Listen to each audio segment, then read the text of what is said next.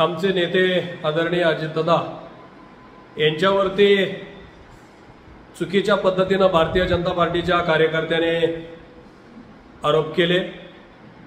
महायुतीतून अजितदादांना बाहेर काढण्याची भाषा या कार्यकर्त्याने केली। अरे जे भारतीय जनता पार्टीचे ज्येष्ठ आणि श्रेष्ठ नेते नरेंद्र मोदी साहेब, अमित शहा व देवेंद्र फडणवीस साहेब यांनी अजितदादांना पायघड्या घालून महायुतीमध्ये येण्याची विनंती केली।